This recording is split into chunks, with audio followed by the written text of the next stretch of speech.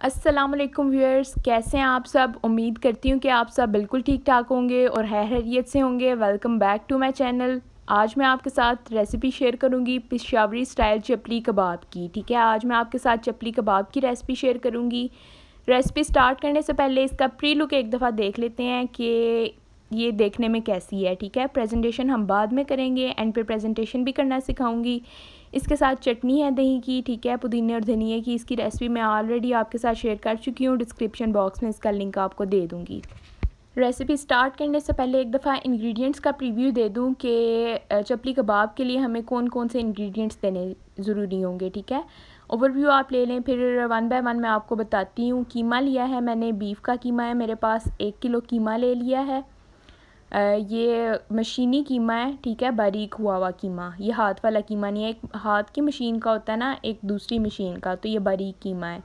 इसके बाद जो मसाले हैं वो मैं आपको स्टेप बाय स्टेप बताती हूँ कि इसकी कितनी क्वांटिटी मैंने ली है। एक दफ़ा ओवरव्यू आपको दे दूँ, फिर स्टेप बाय स्टेप बताती हूँ। ठीक है, नमक ले लिया है मैंने 1 टीस्पून। ठीक है, दरफर मिर्च है मेरे पास 2 टीस्पून। इसके बाद है जी बेसन है 3 to 4 टेबल स्पून। और ये धनिया है मेरे पास, पिसा हुआ धनिया है, बारीक पिसा हुआ नहीं है, जो मोटा धनिया होता है ना, गोल धनिया, ठीक है, उसको मैंने मोटा पीस लिया है, वो है मेरे पास 1.5 टीस्पून। इसके अलावा अदरक लहसुन का पेस्ट था 2 टेबल स्पून। टमाटर है मेरे पास 2 अदद बड़े टमाटर चॉप किए हुए। अगर आपके पास बड़े नहीं है दो, तो आप दरमियाने साइज़ के भी ले सकते हैं। हाफ़ कटी मेरे पास पुदीना है और हाफ़ कटी ही धनिया है। ठीक है, इसके बाद जो प्याज हैं वो मैंने लिए हैं 2 अदद बड़े प्याज चॉप किए हुए। आपके पास छोटे हैं तो आप 3 ले सकते हैं। हरी मिर्च है, ये क्वांटिटी के अकॉर्डिंग आप देख लें, ये तकरीबन 8 से 10 हरी मिर्च मैंने अपने पास चॉप करके रखी हैं। अब हम आज की रेसिपी स्टार्ट करते हैं। इन मसालों को हम कीमे में मिक्स करके मैरिनेट होने के लिए 2 से 3 घंटे रख देंगे। ठीक है, आप अगर 4 घंटे भी रख देते हैं, जितना ज़्यादा मसाला लगाया होगा रचा होगा उतने ही अच्छे बनेंगे। सबसे पहले इसमें मैंने कीमे में डायरेक्ट 2 अंडे ऐड किए हैं।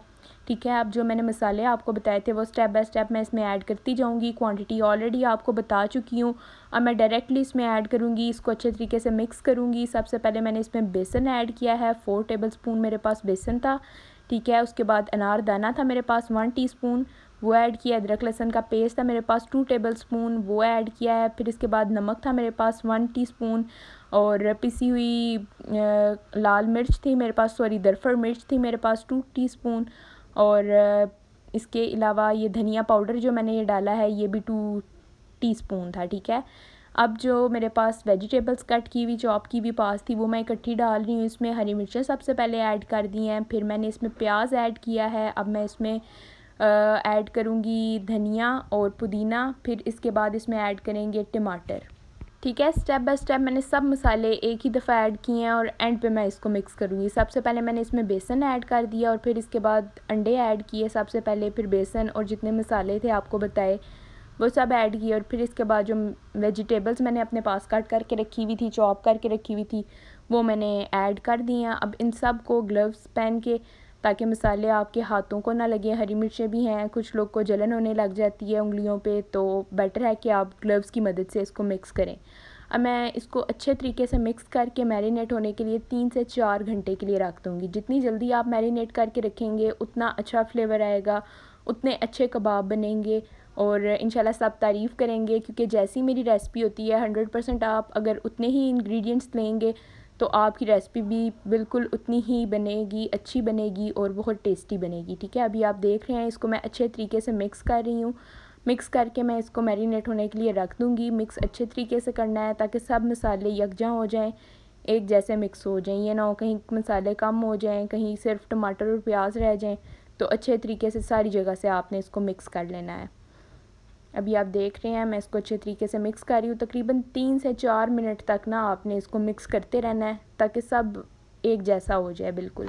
बेसन डालने से ये कीमा थोड़ा सा सख्त हो जाता है और टूटती भी नहीं है टिक्की। ठीक है, कबाब टूटता नहीं है आपका। अब मैंने 3 से 4 घंटे के बाद जब मुझे लगा कि अब मसाले अच्छे तरीके से रच गए हैं तो मैंने कबाब बनाना स्टार्ट कर दिए। आप देख सकते हैं मैंने अभी साइड पे कुछ कबाब बना के रख लिए हैं और कुछ मेरे पास कीमा ऐसे ही पड़ा हुआ है। अब जो बनाए हैं कबाब उनको मैं फ्राई करूँगी। मैंने तवा लिया है, ठीक है, उस पर थोड़ा सा ऑयल डाला, उसको अच्छे तरीके से गर्म होने दिया। इसके अलावा आप अगर आपके पास पैन है तो आप उसमें भी कर सकते हैं, लेकिन मैं जब पैन में फ्राई करती हूँ तो चिपक जाते हैं और टूट जाते हैं, तो मुझे ज़्यादा तवा प्रेफरेबल लगता है, तो मैं इस पे इसको फ्राई करती हूँ, ठीक है। चपली कबाब को मैं तवे पे फ्राई करती हूँ।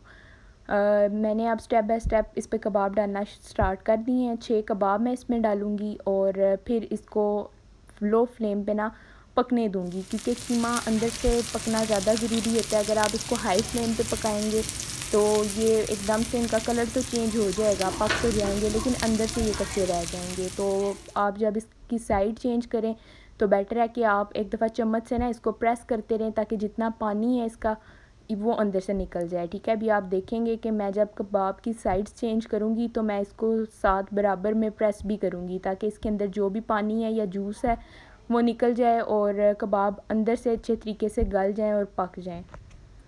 ये आप देख रहे हैं मैंने सारे कबाब की साइड्स चेंज कर दी हैं और अब मैं इसको अच्छे तरीके से प्रेस करूँगी। साइड्स को चेंज करने के बाद इसको मज़ीद मैं 4 से 5 मिनट के लिए पकने के लिए छोड़ दूँगी और दूसरी साइड पे मैं चटनी को तैयार कर लूँगी, ठीक है। चटनी मैंने तैयार की हुई है, फ्रीज़ की हुई चटनी मैंने 1 घंटा पहले निकाल के रख दी है। अब उसको मैं दही में अच्छे तरीके से मिक्स कर लूँगी। चटनी की रेसिपी मैं आपको डिस्क्रिप्शन बॉक्स में उसका लिंक दे दूँगी, आप भी ऐसा ही किया करें, चटनी बना के फ्रीज़ करके रख लिया करें। बहुत सी रेसिपीज़ के साथ आपको बार बार मेहनत नहीं करनी पड़ती, वही चटनी आप उसी वक्त दही में मिक्स करें और अच्छा फ्लेवर आ जाता है, ठीक है।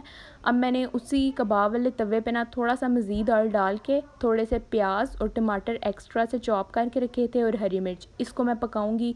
इसका बहुत अच्छा टेस्ट आता है जब मैं ये सर्विंग में ऐड करती हूँ ना, प्याज टमाटर और हरी मिर्च थोड़ी सी पका के कबाब के साथ, तो ये जब हम लोग खाते हैं चटनी के साथ तो बहुत अच्छा फ्लेवर आता है। लो फ्लेम पे इसको मैं अच्छे तरीके से पका लूँगी 2 से 3 मिनट, बहुत ज़्यादा नहीं पकाना, इसको नरम नहीं करना, बस हंसता से रखने हैं, लेकिन ये है थोड़े से ये गल जाएँ, बहुत सख्त ना हो लेकिन हंसता रहें, ठीक है। फिर मैं इसको प्रेजेंटेशन में ऐड करूँगी।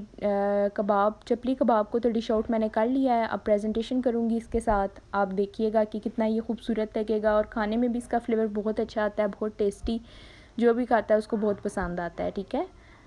ये आप देख सकते हैं। मैं आपको के साथ इसकी फ़ाइनल प्रेजेंटेशन शेयर करूँगी, जिसमें मैंने ये वेजिटेबल्स जो अभी पकाए थे वो मैं ऐड करूँगी, ऊपर से प्याज टमाटर और हरी मिर्च, इसको मैं स्टेप बाय स्टेप ऐड करके डेकोरेशन करके तो फिर चटनी के हमरा इसको पेश करेंगे, तो ये बहुत मज़े का लगेगा। आप नान के साथ भी इसको चपली कबाब को ट्राई कर सकते हैं, सिंपल भी ट्राई कर सकते हैं, इसका फ्लेवर बहुत अच्छा आता है, बहुत टेस्टी।